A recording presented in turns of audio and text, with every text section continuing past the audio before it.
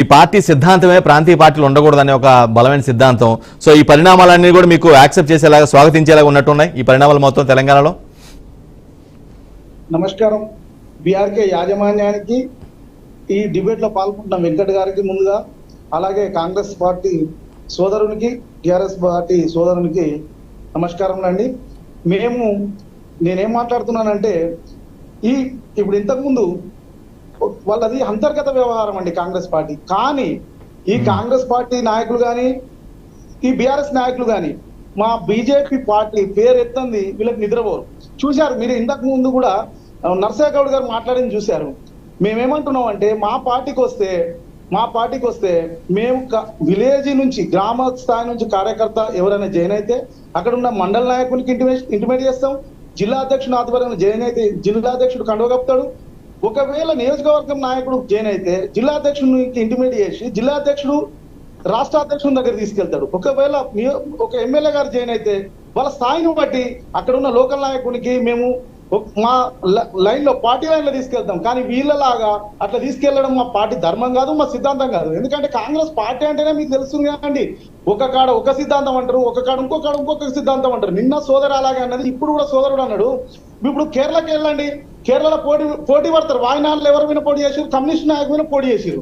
ఇంకొక కాడ పంజాబ్ లో ఉండి కాంగ్రెస్ నాయకులతో, కాంగ్రెస్ వాళ్ళు అక్కడ ఉన్న నాయకులతో పొత్తు అంటారు. అంటే కాంగ్రెస్ సంస్కృతి అదండి. కాంగ్రెస్ వాళ్ళ అంతర్గత వ్యవహారం అయినప్పటికీ మామూలు మా పేరు తీయంది వాళ్ళకి నిద్ర పట్టది, బుక్క కూడా తినలేరు. కాబట్టి నేనేమంటున్నానంటే, వాళ్ళు మేమేమంటున్నాము, జీవన్ రెడ్డి అలకైంది నిజమే, మీరు చూస్తున్నారు టీవీ మాధ్యమాల ద్వారా, మేము కూడా చూస్తున్నాం.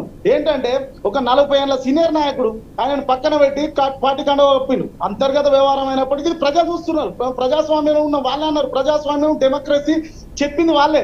ఏమంటారు, మేము 60 ఏళ్ళు పార్టీకి మేము దేశం కోసం పోరాడినాం, స్వతంత్రం కోసం పోరాడినాం. ఏదండి స్వతంత్రం? ఇప్పటికిప్పుడు ఏమన్నారు, 240 సీట్లు అన్నారు. మా దాంట్లో సగం సీట్లు వీళ్ళకి అర్హత ఎక్కడుందండి? మా పార్టీ గురించి మాట్లాడే అర్హత ఎక్కడుంది?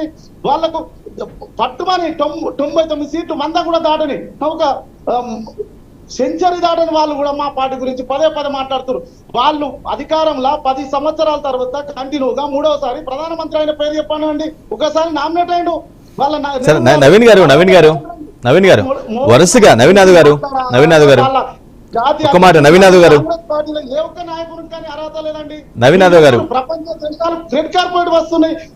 ఇవాళ ప్రపంచంలో మన జీడిపి రేట్ ఎట్లుందండి? మన ప్రపంచ స్థాయిలో మోడీ గారు ప్రపంచంలో ఎన్నో స్థాయికి తీసుకుపోయిందండి. మనం ఎన్నో స్థానంలో ఉన్నాం. ఇప్పుడు అది తెలుసుకొని మాట్లాడాల్సిన అవసరం ఉందండి. వాళ్ళు కాంగ్రెస్ పార్టీ వాళ్ళు ఎవరిని ఏర్చుకుంటారో మేము అంటలేం. వాళ్ళు ఇప్పుడు మా బీజేపీ నాయకులు మీరు చూస్తున్నారు, మా రాజాసింగ్ గారు 3 టర్ములు గెలిచాడు. టచ్ చేశారండి, టచ్ చేస్తుండమనండి ఎట్లుంటుందో. మా పార్టీ నాయకులు సిద్ధాంతం కలిగిన నాయకులు, మా పార్టీ నికాసైన నాయకులు, ఒక్క కార్యకర్త అయినా కూడా రోడ్డు మీదకి వచ్చి నవీన్ గారు నా పాయింట్ సూటి ప్రశ్న నవీన్ యాదవ్ గారు నా మాట వినాలి మీరు. అధ్యక్షుడు మంత్రిని పక్కకు పెట్టి మొన్న బట్ల కేంద్రాల దగ్గరికి, ఐటీ సెంటర్ల దగ్గరికి ప్రజల కోసం పోరాటం చేస్తున్నాం మేము. రైట్. నవీన్ యాదవ్ గారు నేనేమంటున్నానంటే, వరుసగా ఎమ్మెల్యేలు పోతూ ఉన్నారు, బీఆర్ఎస్ నుంచి కాంగ్రెస్కి వెళ్ళిపోతున్న పరిస్థితి కనిపిస్తూ ఉంది స్పష్టంగా. ఇప్పటికే 5 వెళ్ళిపోయారు. సో ఈ పరిణామాలు ఎవరికి నష్టం? బీఆర్ఎస్కి నష్టమా, లేదంటే కాంగ్రెస్ నష్టమా, లేదంటే ఈ పరిణామాలు మీకు లాభమా? ఏమనుకుంటున్నారు? మేము వాళ్ళకిద్దరు, మీరు ఒకటి చెప్తున్నానండి. గతంలో రాజశేఖర రెడ్డి గారు ఉన్నప్పుడు టిఆర్ఎస్ వాళ్ళు పొత్తు కలిసిరు. 2 మినిస్టర్ పోర్ట్ఫోలియో తీసుకున్నారు. హరీష్ రావు గారు తీసుకున్నారు, ఈటల రాజేందర్ గారు తీసుకున్నారు. మాకు బీఆర్ఎస్ తోని పొత్తు లేదు, సోపతి లేదు. వాళ్ళే ప్రజల ముంగత కొట్లాడతారు, చాటుకొని కౌగిలించుకుంటారు. కానీ మళ్ళీ మా మీద నిందలేస్తారు.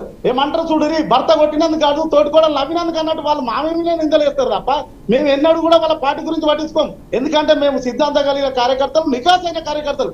మేము పార్టీ అధికారంలోకి వస్తుందని పనిచేయమండి. భారతదేశం కోసం మా రక్తం చుక్క దారబోయడానికి మేము పార్టీ కోసం పనిచేస్తాం. ఇలా మా భారతదేశాన్ని కాపాడడానికి. మీరు గతంలో చూసిర్రు, కాంగ్రెస్ అధికారంలో ఉన్నప్పుడు కాంగ్రెస్ అధికారంలోకి వస్తుందని ఆయన చెప్తుంది కదా పెద్ద ఆయన. లుంబిని పార్క్ పరిస్థితి ఏందండి?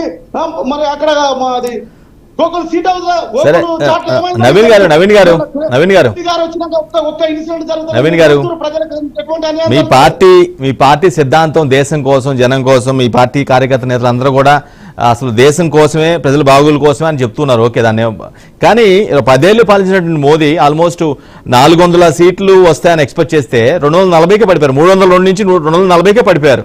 అంటే కొంత ప్రజల్లో కొంత విశ్వాసం తగ్గిందేమో, విశ్వసనీయత. ఇదే మీరు యాక్సెప్ట్ చేయాలేమో. మేము ఎట్లా ఇప్పుడు చూడండి, మనము ర్యాంక్ కోసం చదువుతామండి, ఫస్ట్ క్లాస్ లో పాస్ అవుతాం. ఇప్పుడు ప్రజల నిర్ణయం ఏ మేరకు ఉంటే అదే విధంగా ఉంటాం. కానీ 3వసారి ప్రధాని అయినాం కదా మేము. ఇప్పుడు ఎన్డీఏ కూటమిలో చంద్రబాబు నాయుడు గారి గురించి మాట్లాడుతున్నారు వాళ్ళు. చంద్రబాబు నాయుడు బాబు గారు ఎన్డీఏ కన్వీనర్ చేశాడు, మీరు అది గమనించాలి. కాంగ్రెస్ కు ప్రత్యామ్నాయంగా పుట్టిన పార్టీ టీడీపీ. అటువంటి టీడీపీ వీళ్ళు కాంగ్రెస్ వాళ్ళు మా వాళ్ళే చంద్రబాబు వస్తారంటే ఎంతవరకు కరెక్ట్ అండి? ప్రజలు నవ్వుకుంటారు. ఆయన వచ్చి ఒక్కసారి వేయండేమో తప్పు, ఆయన అంతర్గత విషయం అండి. కానీ బాబు గారు ఎన్టీ రామారావు పెట్టింది ఎవరి గురించి అంటే పార్టీ ఎన్టీ రామారావు గారు పెట్టింది కాంగ్రెస్ మీద వ్యతిరేకత, కాంగ్రెస్ కు ప్రత్యామ్నాయంగా పెట్టిండు. ఇలా మన కాంగ్రెస్ దగ్గరికి ఎందుకు పోతారండి? ఒకసారి పోయారు కదండి, వీళ్ళు ఎప్పుడు సార్ పోయారు కదా, 2018కి ముందు వెళ్ళారు కదా.